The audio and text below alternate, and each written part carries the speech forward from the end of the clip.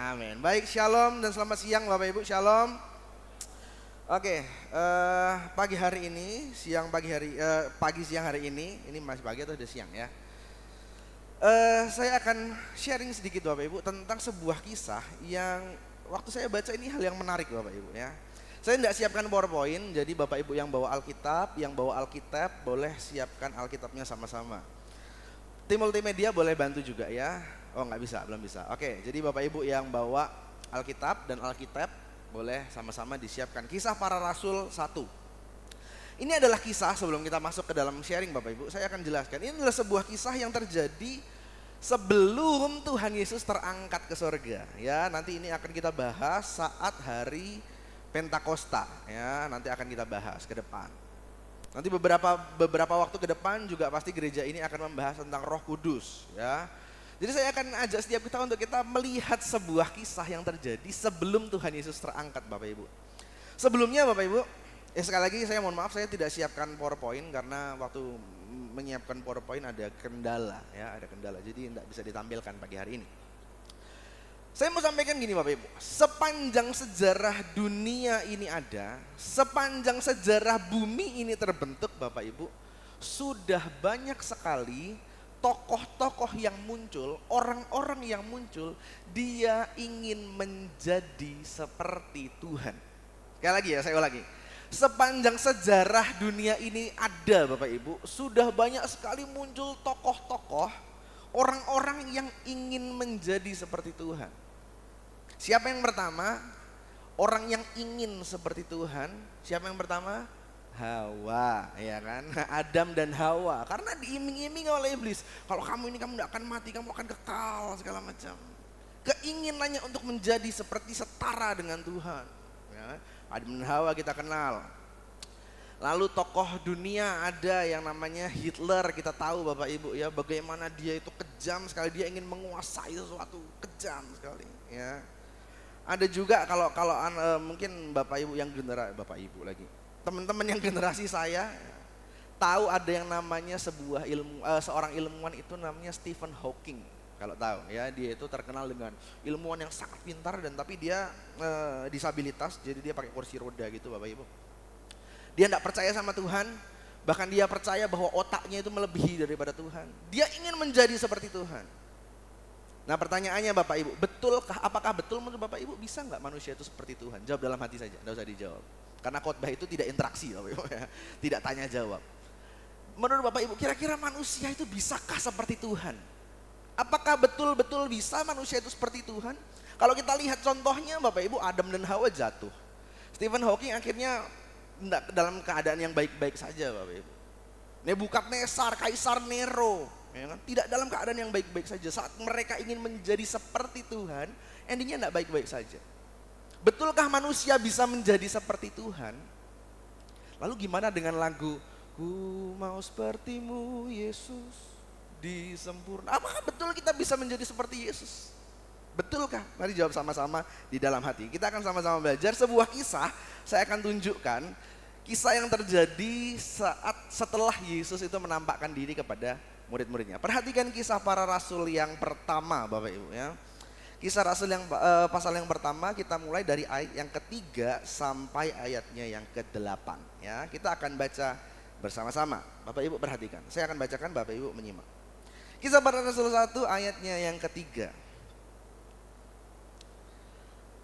Boleh baca bersama-sama deh ya, baca bersama-sama. Ayat yang ketiga dulu. 1, 2, 3. Kepada mereka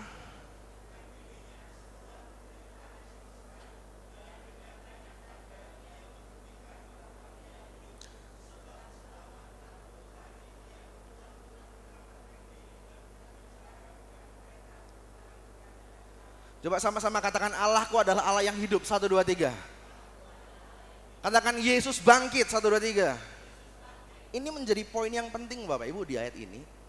Karena di ayat ini jelas dikatakan bahwa kepada mereka, kepada murid-murid, kita sepanjang minggu yang lalu sudah belajar tentang hal itu ya. Kepada murid-murid Yesus menunjukkan dirinya setelah penderitaannya selesai. Dan dengan banyak bukti. Jadi terbukti Bapak Ibu. Kenapa saya bilang ini penting? Karena di luar sana banyak orang yang percaya dengan kematian Yesus, tapi tidak banyak orang yang percaya tentang kebangkitan Yesus. Kita harus mengerti Yesus itu secara utuh, bukan hanya kita merayakan kelahirannya. Iya itu penting sekali ya. Kadang-kadang kita terlalu heboh dengan Natal, padahal ini hanya mula, ini baru cerita awal Natal. Lalu kita percaya, kita merayakan tentang kematian Yesus. Tapi kebangkitan Yesus dari kematian itu menjadi sangat penting dan terbukti. Coba sama-sama katakan, kebangkitan Yesus itu terbukti. 1, 2, 3. Ini penting ya, ini penting.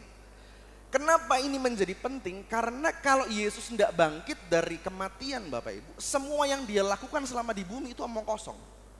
Kita boleh tidak percaya sama Yesus kalau dia tidak bangkit dari orang mati Bapak Ibu, dari kematian. Kita boleh tidak percaya kepada Yesus, apa yang dia kerjakan, apa yang diajarkan selama di bumi, kita boleh tidak percaya kalau waktu dia mati, dia tidak bangkit. Karena semua omong kosong kalau itu tidak terjadi. Tapi Yesus membuktikan bahwa dia bangkit. Coba sama-sama sekali katakan, Yesusku bangkit. 1, 2, 3. Ya, ini menjadi sangat penting. Ia membuktikan bahwa ia hidup. Ya. Coba saya tanya deh Bapak Ibu ya, Bapak Ibu jawab dalam hati.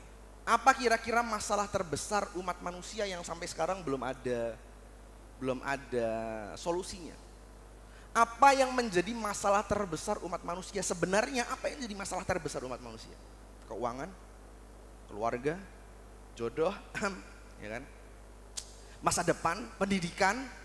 Apa yang menjadi masalah terbesar umat manusia? Saya mau bilang gini Bapak Ibu. Masalah terbesar umat manusia yang sampai sekarang belum ada solusinya adalah kematian. Kematian itu menjadi masalah yang terbesar bagi umat manusia. Tapi saya mau katakan, Yesus berhasil mengalahkannya. Yesus berhasil mengalahkan maut. Yesus berhasil mengalahkan kematian. Artinya Bapak Ibu, kita menyembah Tuhan yang benar. Waktu Yesus aja bisa mengalahkan masalah terbesar, apalagi cuma masalah yang remeh-temeh Bapak Ibu. Kalau kematian saja Tuhan Yesus bisa lawan, kalau kematian dan maut saja Tuhan Yesus bisa kalahkan, apalagi hanya masalah jodoh. Aduh, itu remeh sekali Bapak Ibu. Yang setuju katakan amin. Oh bapak-bapak, ibu-ibu katakan, oh pimpin amin kencang, bagus. Saya sedang mengetes itu sebenarnya ya. Jangan sampai saya lihat ada bapak-bapak, amin, oh amin, masalah jodoh amin, jangan. Ini menjadi poin yang penting karena Yesus, sekali lagi Yesus membuktikan kalau ia berhasil mengalahkan maut. Kebangkitan Kristus itu jadi hal yang istimewa. Ya, karena sekali lagi apa yang Yesus lakukan kalau Yesus tidak bangkit itu menjadi omong kosong. Ayat yang keempat kita baca lagi ya, ayat keempat. Ini satu ayat, Kisah para Rasul 1 ayat 3 itu kalau dibedah itu luar biasa banget Bapak Ibu. Ayat yang keempat, kita baca sama-sama. 1, 2, 3. Pada suatu hari ketika ia makan bersama mereka, ia melarang mereka meninggalkan Yerusalem dan menyuruh mereka tinggal di situ menantikan janji Bapa yang sebagaimana dikatakannya telah kamu dengar dari aku. Jadi ini kisahnya, ceritanya Tuhan Yesus lagi kumpul, makan-makan, ngobrol, sudah dijelaskan di beberapa minggu yang lalu, sudah dikhotbahkan. Dan di situasi ini Bapak Ibu, waktu proses makan-makan, waktu proses ngobrol-ngobrol, perhatikan ya, keadaannya adalah murid-murid itu masih sangat terkagum dan terkejut dengan kebangkitan Yesus. Karena ini bukan hal yang lumrah terjadi Bapak Ibu ya. Orang mati 3 hari bangkit. Itu bukan hal yang lumrah terjadi. Tapi mereka melihat bahwa gurunya pribadi yang mereka idolakan itu bisa bangkit dari kematian. Mereka masih dalam keadaan terkagum dan terkejut dengan kebangkitan gurunya dari kematian. Bayangkan Bapak Ibu, bayangkan. Orang yang kita kasihi yang sudah meninggal Bapak Ibu ya. Kalau kita punya orang yang kita kasihi dan beliau sudah meninggal, lalu tiba-tiba bangkit Bapak Ibu. Bagaimana respon hati kita ya kan? Oh ya biasa, itu mujizat dari Tuhan. Enggak mungkin Bapak Ibu. Kita enggak mungkin sesantai itu Bapak Ibu. Enggak mungkin, oh memang Tuhan mampu membangkitkan orang dari kematian. Enggak, pasti kita, wah kok bisa? Kok bisa? Pasti mau 1 hari, 2 hari, 3 hari, sebulan kita masih bingung. Betul kan Bapak Ibu ya? Bingung kita dengan kejadian itu, bangkit dari kematian. Dan di situasi ayat 4 ini mereka makan-makan, mereka ngobrol-ngobrol. Ini keadaannya murid-murid masih terkagum dan masih terkejut dengan kejadian Yesus bangkit ya. Ayat 5 kita lanjut. Sebab Yohanes membaptis dengan air, tetapi tidak lama lagi kamu akan dibaptis dengan Roh Kudus. Ini nanti penjabarannya akan dijelaskan setelah saat Pentakosta dan seterusnya mungkin ya. Oke, lanjut ayat 6, ayat 6. Kita baca sama-sama. 1, 2, 3. Lalu ketika berkumpul. Oh, ini saya apakah TB2, apakah ada versi TB1? Ada ya. Oke, oh ternyata Alkitabnya TB2 Bapak Ibu ya. Oh ya, ini sudah direvisi. Bapak Ibu, apakah gembala menyediakan? Apakah menyediakan? Ada yang ini versi kedua Bapak Ibu. Jadi versi terbaru, jadi ini Alkitab versi terbaru Bapak Ibu ya. Bahan desainnya bisa dilihat, ini bagus sekali dengan cetakan yang terbaik Bapak Ibu. Endorse Bapak Ibu, endorse. Yuk LAI bisa, LAI ya. LAI bisa lah endorse. Konten kreator Bapak Ibu, ya kan harus biasa endorse ya kan. Kisah Para Rasul 1 ayatnya yang ke-6 ya. Kita lanjut ayat yang ke-6, Pantas kok beda tadi kita baca ya Bapak Ibu, ternyata sudah direvisi. Oke, ayat yang ke-6, kita baca lagi. 1, 2, 3. Maka bertanyalah mereka yang berkumpul di situ, Tuhan, maukah engkau pada masa ini memulihkan kerajaan bagi Israel? Ini pertanyaan yang muncul dari murid-murid kepada Yesus. Dalam terjemahan AYT Bapak Ibu, ayat ini dibilang gini, Tuhan, apakah ini waktunya engkau memulihkan kerajaan bagi Israel? Pertanyaan ini muncul, artinya betul yang tadi saya bilang bahwa murid-murid itu masih sangat terkagum, masih sangat terkejut. Wow, guruku bisa mengalahkan masalah terbesar umat manusia, yaitu kematian. Kematian aja bisa dilawan, apalagi cuman penjajahan bangsa Romawi. Wah, murid-murid itu masih sangat terkagum dan terkejut. Tuhan, guru, apakah ini waktunya engkau memulihkan kerajaan bagi Israel? Kayaknya saatnya.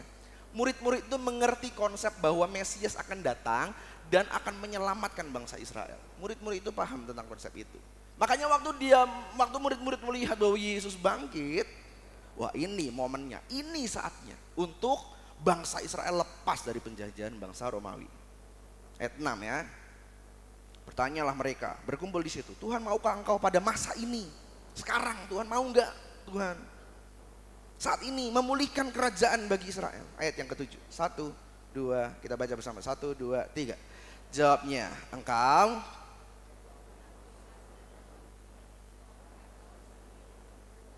ya. Apakah Tuhan Yesus menolak? Tidak. Tuhan Yesus tidak menolak, tapi Tuhan Yesus juga tidak menjawab ya. Ini kerennya Tuhan Yesus, suka bermain kata dia. Tuhan Yesus itu bilang gini, iya, dengan kata lain seperti ini, iya, bangsa Israel akan aku pulihkan, tapi kamu gak perlu tahu kapan waktunya.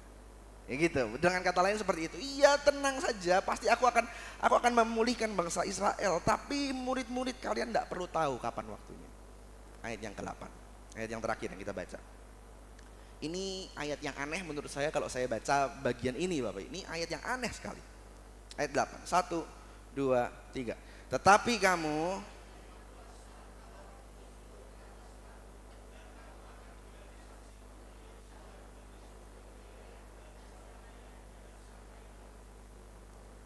kita ngerti konteksnya Bapak Ibu ya tadi. Murid-murid lagi nanya sama Tuhan Yesus, Tuhan, mau nggak Tuhan kira-kira kayaknya saat ini deh Tuhan engkau memulihkan bangsa Israel. Ya aku akan memulihkan ya, tapi kamu tidak perlu tahu waktunya kapan. Tetapi kamu akan menerima kuasa. Tiba-tiba Bapak Ibu, Tuhan Yesus ngomong tentang kuasa. Tiba-tiba Tuhan Yesus ngomong tentang kuasa yang bisa diterima oleh murid-murid. Artinya apa Bapak Ibu? Artinya sebenarnya yang terjadi adalah murid-murid ini menyangka, anggapan murid-murid ini berasumsi bahwa untuk mengerjakan dan memulihkan bangsa Israel itu hanya bisa dilakukan oleh Yesus saja. Tuhan, maukah engkau menyelamatkan bangsa Israel sekarang? Kayaknya udah saatnya deh engkau bangkit dari kematian. Engkau sanggup mengalahkan semua banyak hal, engkau bisa mengerjakan banyak hal. Kayaknya saat ini deh engkau mengerjakan, memulihkan bangsa Israel. Lalu Tuhan Yesus bilang, tetapi kamu akan menerima kuasa. Artinya sekali lagi saya ulang, artinya murid-murid menyangka bahwa yang bisa mengerjakan bangsa Israel, yang bisa memulihkan bangsa Israel hanya bisa dilakukan oleh Tuhan Yesus saja.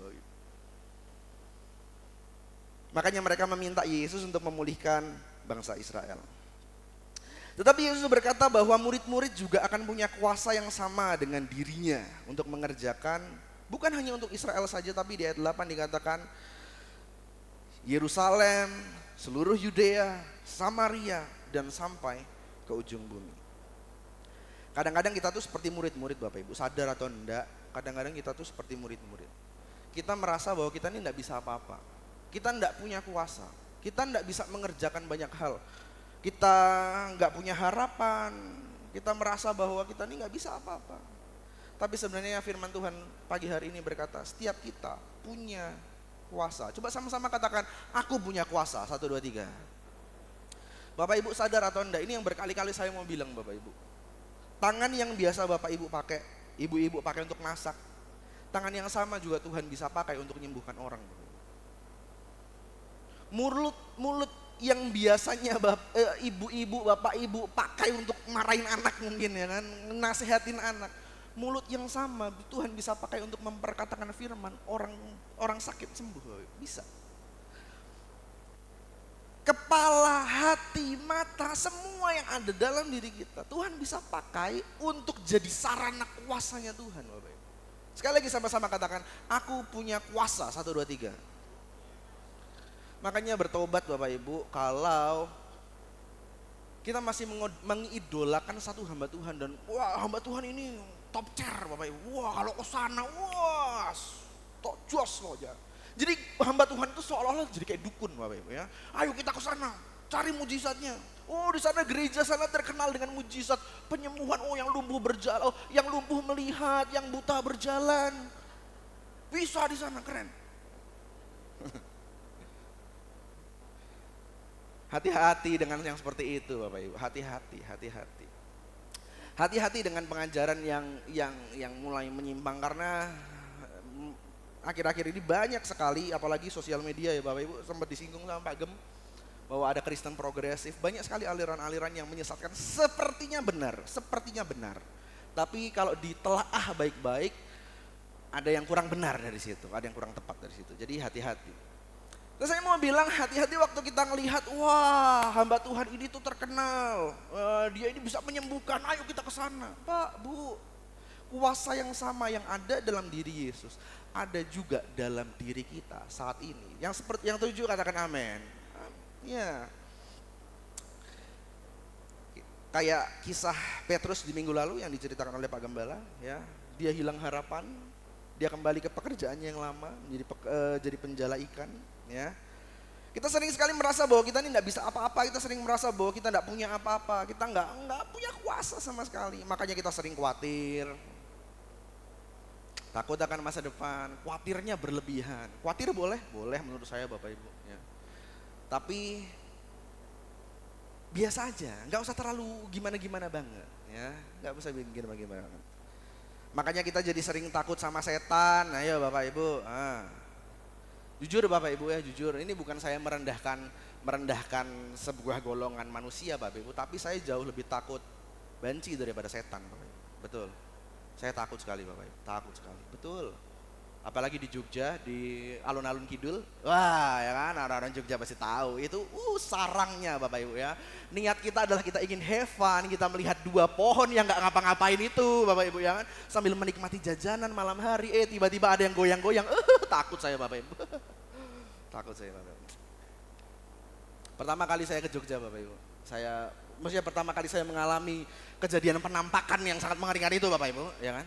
Saya enggak tahu harus ngapain, ternyata caranya membuat orang itu hilang adalah dikasih uang. Saya baru tahu Bapak Ibu. Saya hanya ketakutan, dia sudah nari-nari nggak jelas di depan Bapak Ibu ya kan. JJ cuman ketawa-ketawa, gitu-gitu.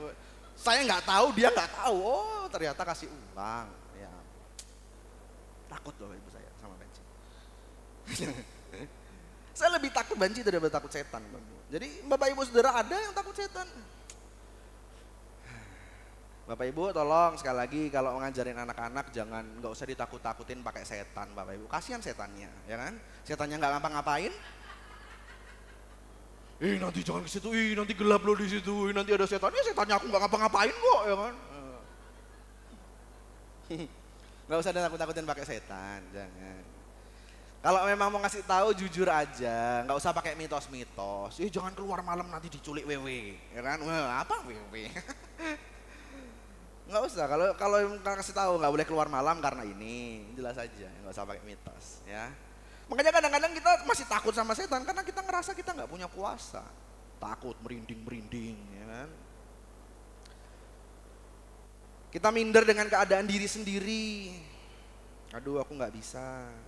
Merasa kita nggak sanggup mengerjakan ini dan itu. Saya mau bilang pagi hari ini Bapak Ibu, kuasa yang sama yang dimiliki oleh Yesus ada dalam diri kita. Sekali lagi, kuasa yang sama yang ada dalam diri Yesus, yang murid-murid mengira bahwa untuk mengerjakan bangsa Israel itu hanya ada pada diri Yesus. Yesus bilang, kamu akan menerima kuasa yang sama dengan kuasaku.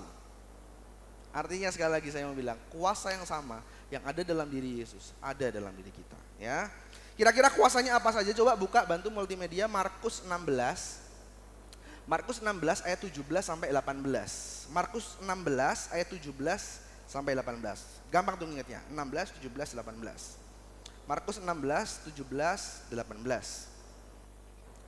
Kata kuasa di dalam Kisah Para Rasul 1 ayat 8 tadi Bapak Ibu itu dijelaskan lebih detail di Markus 16 ayat 17 sampai 18. Ya, saya bacakan Markus 16 atau kita baca sama-sama ya. Yang bawa Alkitab, kita baca sama-sama. Markus 16 ayat 17 sampai 18 ya.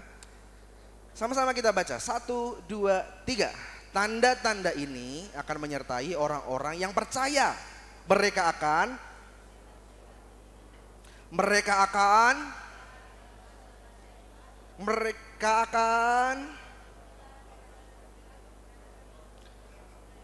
mendapat celaka. Mereka akan meletakkan tangannya atas orang sakit dan orang itu akan sembuh.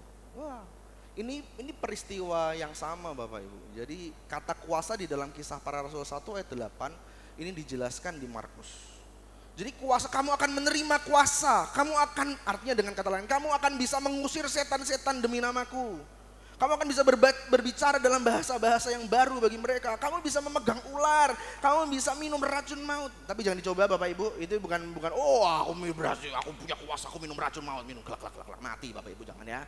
Bukan itu maksudnya, ya, bukan itu. Ya, tolong. Alkitabiah, aku bunuh diri dalam Alkitab. Oh, tidak, jangan ya. Ini anak-anak muda ya. Please, jangan bunuh diri. Mending bunuh nyamuk ya kan, bunuh cicak ya enggak apa-apa, bunuh lalat enggak apa-apa, jangan bunuh diri. Dosa.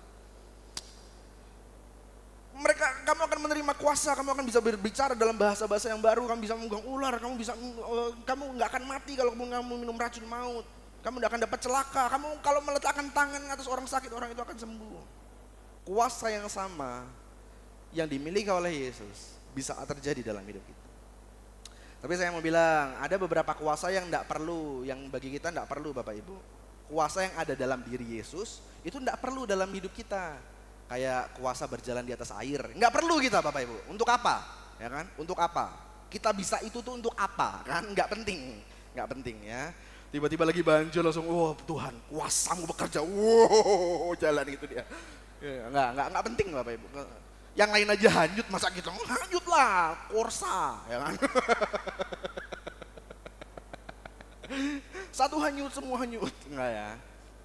Enggak. Itu kuasa jalan atas air enggak perlu kita, enggak perlu.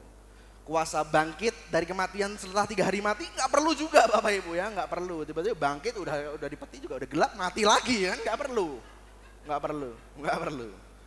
Jadi ada beberapa kuasa yang ada dalam diri Yesus itu tidak perlu terjadi dalam hidup kita ya. Tapi kalau kuasa yang dijelaskan di Markus 16 ini itu bisa terjadi dalam hidup kita ya.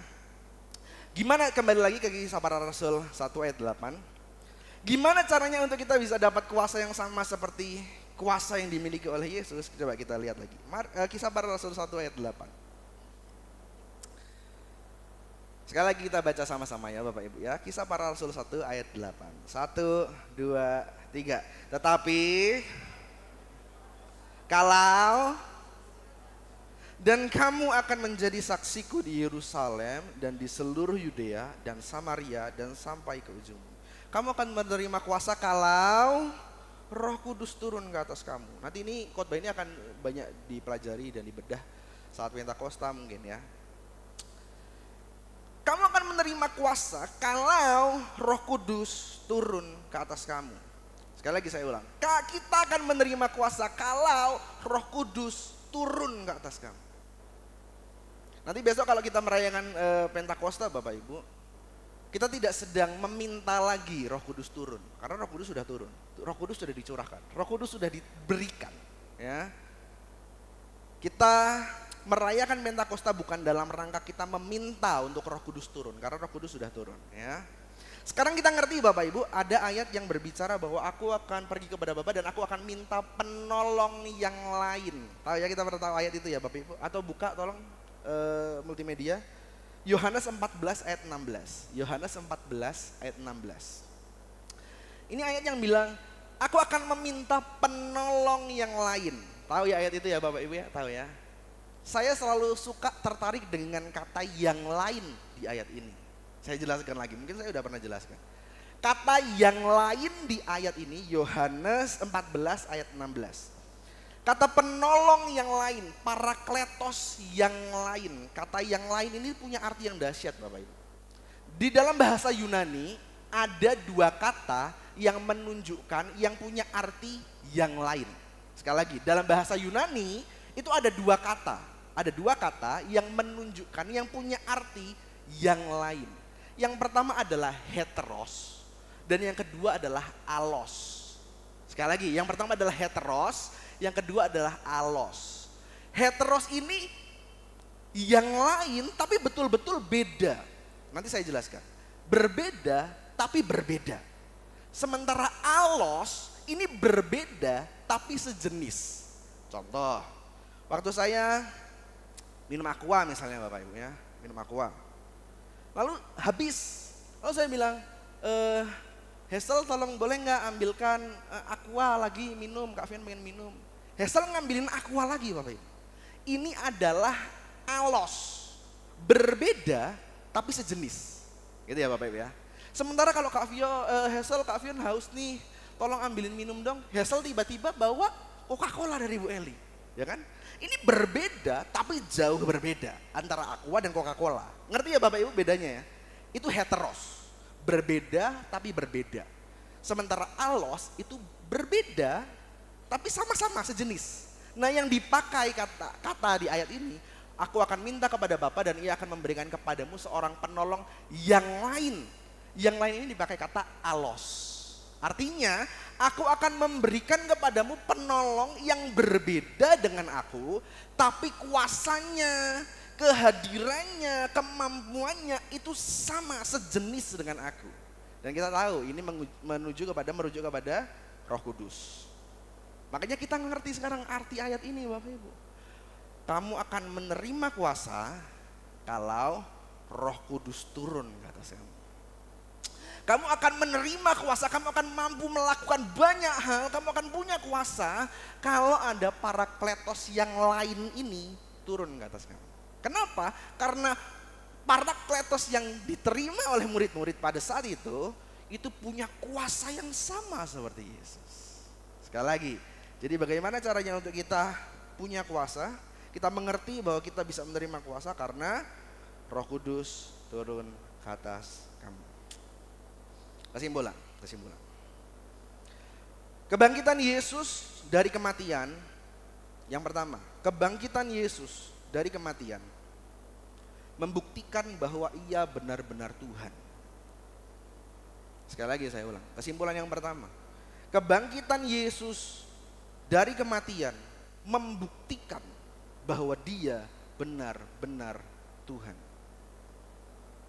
Dan kebangkitannya dari antara orang mati ada buktinya, ada bukti sejarahnya, jelas. Jadi kita harus bangga bahwa kita menyembah Tuhan yang benar. Coba sama-sama katakan Allahku bangkit, 1, 2, 3. Kita punya Allah yang tidak terus-terusan mati. Ya, kita punya Allah yang terus-terusan tidak terus-terusan terbaring lemah, nggak bisa apa-apa. Dia membuktikan bahwa dia Tuhan yang benar. Kesimpulan yang kedua, kebangkitan Yesus dari kematian memberikan kita kesempatan untuk punya kuasa yang sama seperti kuasa Yesus. Coba sama-sama katakan, aku punya kuasa, 1, 2, 3. Untuk mengerjakan banyak hal. Aku punya kuasa untuk menyembuhkan orang. Aku punya kuasa untuk membebaskan rantai dosa. Aku punya kuasa untuk memulihkan keluargaku. Aku punya kuasa untuk memulihkan anak-anakku. Aku punya kuasa untuk membebaskan hal-hal yang terbelenggu. 1, 2, 3. Yes, perkatakan itu, perkatakan itu.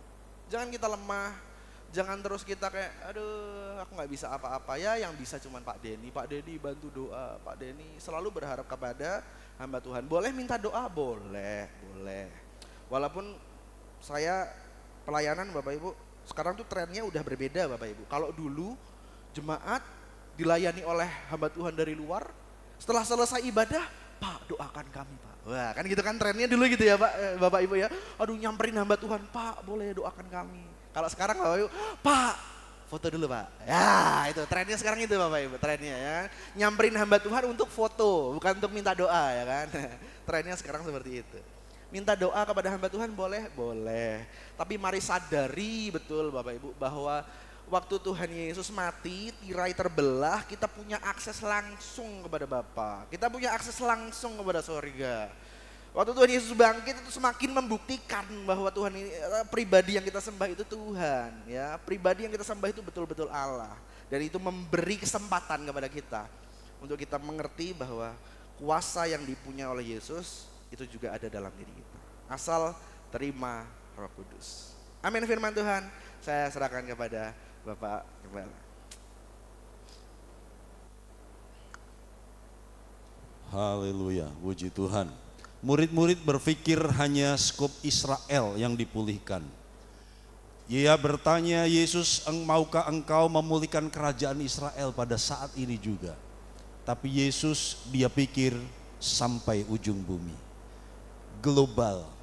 Murid-murid berpikir hanya lokal, tetapi Yesus berpikir global. Karena itu mari kita jadi gereja yang punya visi global. Haleluya. Jangan dibatasi oleh pelayanan lokal. Jangan dibatasi oleh situasimu hari ini. Bagaimana kita akan menjadi berkat untuk hal yang lebih besar kalau kita masih terus bergumul dan berputar-putar dengan persoalan pribadi kita. Jati diri yang gak pulih, gambar diri yang rusak, terus meratapi masa lalu, melihat kekurangan demi kekurangan, sementara Tuhan meletakkan potensi yang dahsyat di dalam hidupmu untuk engkau menjadi berkat atas dunia ini. Mari kita berpikir besar, mari kita merencanakan besar, mari kita punya iman yang besar, dan mari di tempat dudukmu sembah Dia.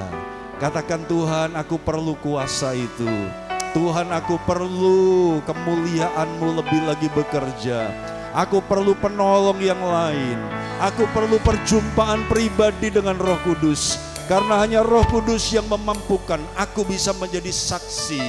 Roh Kudus yang memampukan aku bisa menjadi berkat. Bukan hanya untuk Yerusalem, bukan hanya untuk Yudea, bukan hanya untuk Samaria, tetapi sampai ke ujung bumi, sampai ke seluruh penjuru bumi. Tiada yang mustahil.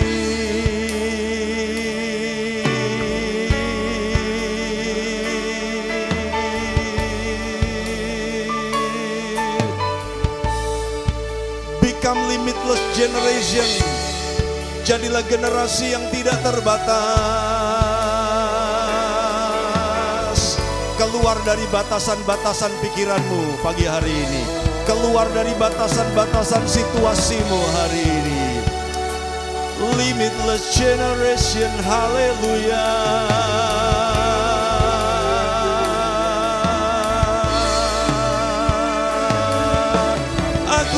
Percaya aku dipulihkan, aku percaya aku dibangkitkan, aku percaya aku diubahkan menjadi pribadi yang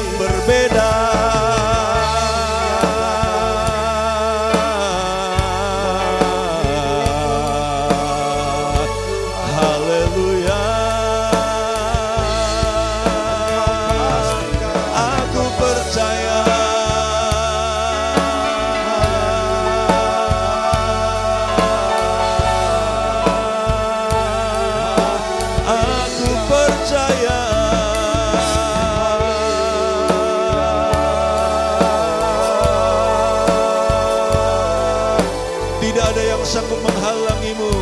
Ketika Engkau sudah bekerja, tidak ada yang bisa membatasi kami. Kalau Engkau sudah bergerak, tidak ada yang mungkin mengalahkan kami. Ketika Engkau bersama-sama kami, haleluya.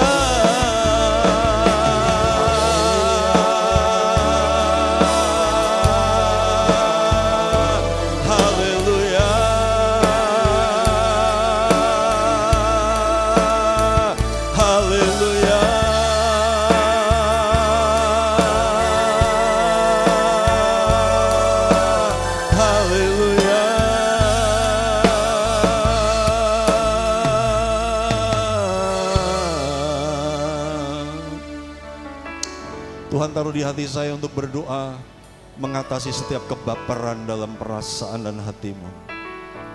Dunia ini akan bikin kita baper. Orang lain akan bikin kita baper. Haters akan bikin kita baper. Bapak ibu saudaraku, bahkan mungkin kawan yang selama ini mensupportmu tiba-tiba ngomong pedes dan bikin engkau baper. Perkataan orang lain bisa bikin kita baper dan itu yang membuat kita tidak punya kuasa itu.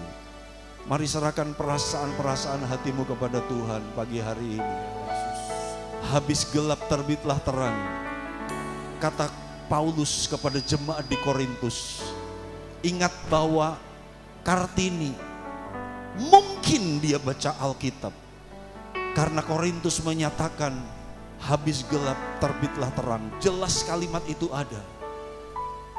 Mari keluar dari kegelapanmu Bapak Ibu Saudaraku, remaja-remaja. Haleluya. Dia terlebih besar. Dia terlebih besar. Di dalamku, di dalamku.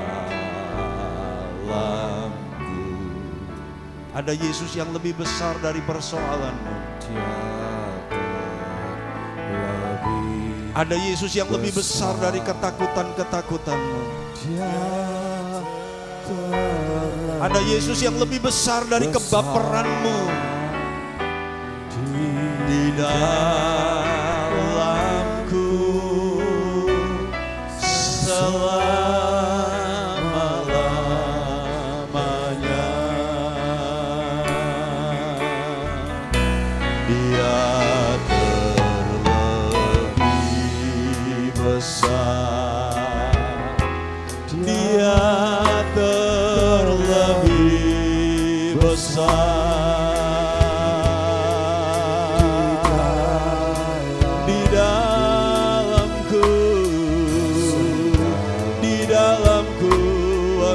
terlebih besar.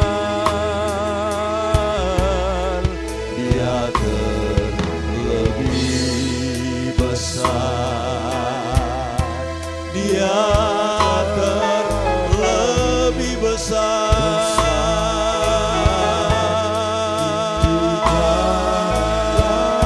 Haleluya. Selama-lamanya.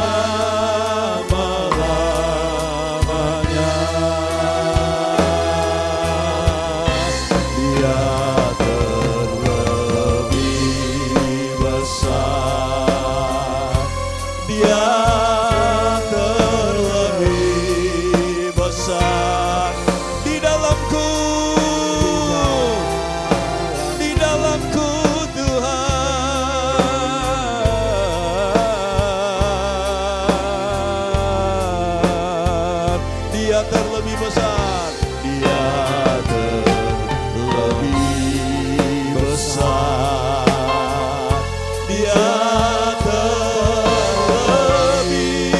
besar, selama-lamanya.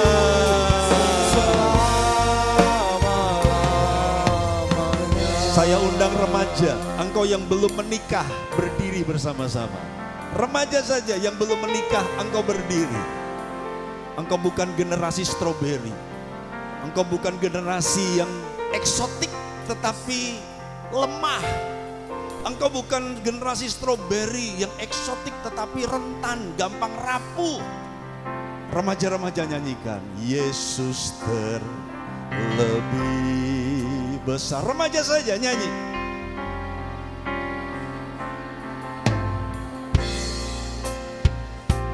Kartini jadi berkat walaupun cuma 25 tahun.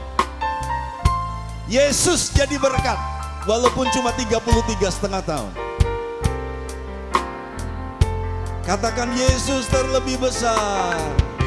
Yesus terlebih besar. Tuhan bangkitkan generasi Raja Wali. Bukan generasi stroberi. Kami generasi yang kuat. Kami generasi yang tangguh. Kami generasi yang mengalami Tuhan. Remaja terus nyanyi. Bapak Ibu doakan mereka. Haleluya. Yesus terlebih besar.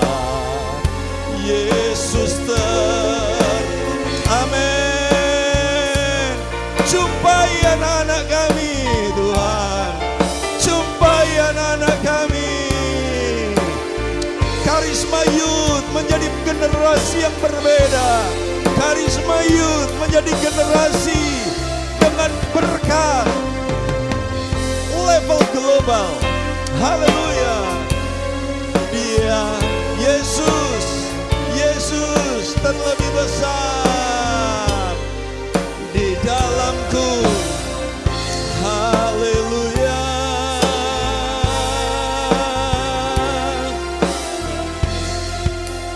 Remaja tetap berdiri. Saya mengundang engkau yang sudah berumur 60 tahun ke atas berdiri.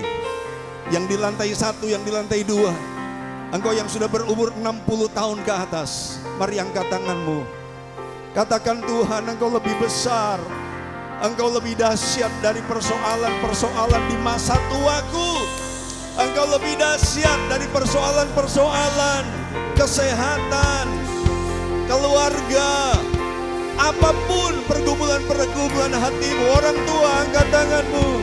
Katakan sama-sama, Yesus terlebih besar. Orang tua, Yesus terlebih besar. Amin. Yes, ini nyanyian orang-orang yang sudah berpengalaman, Tuhan. Biarkan Engkau setia, jadi berkat buat anak cucumu. Orang tua semangat dan percaya. Haleluya. Engkau lebih besar dari segala apapun persoalan kami, Tuhan. Di dalamku selama-lamanya. Mari semuanya bangkit berdiri. Katakan sama-sama, Yesus terlebih besar. Yesus terlebih besar. Sama-sama katakan, Yesus terlebih besar di dalamku.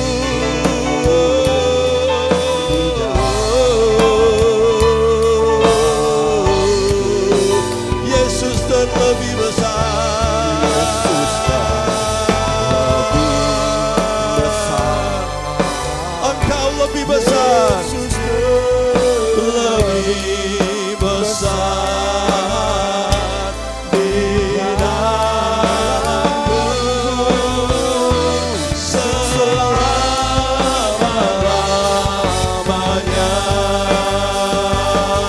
Besarlah Tuhan, besarlah Tuhan, puji Dia besarlah Tuhan.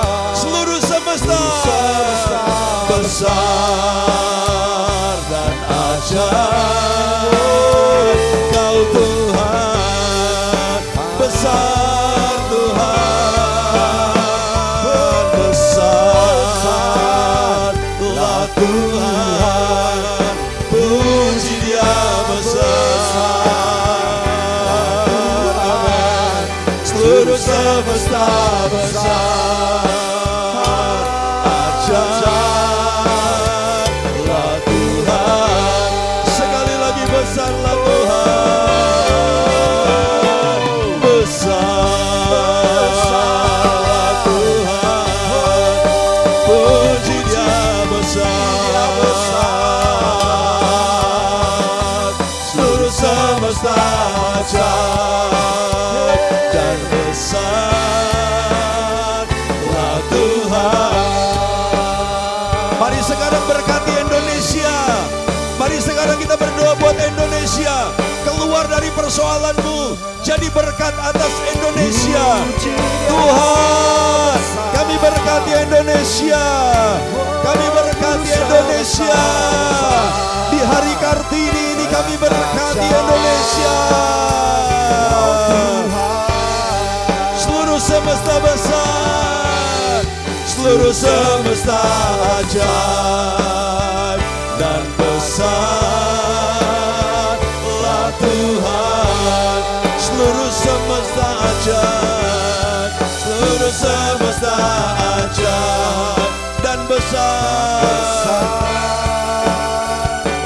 Tuhan. Mari berdoa buat Indonesia. Tuhan, kami mau angkat bangsa dan negara kami, pulau-pulau yang ada, suku-suku yang ada. Tuhan memberkati Indonesia, berkat keselamatan, berkat pemulihan, berkat perlindungan Tuhan, damai sejahtera atas Indonesia. Diberkati pemerintah kami, diberkati pemimpin-pemimpin agama, diberkati rohaniwan-rohaniwan, diberkati gereja Tuhan. Biarkan kami jadi berkat atas global yang Engkau taruh dalam hidup kami.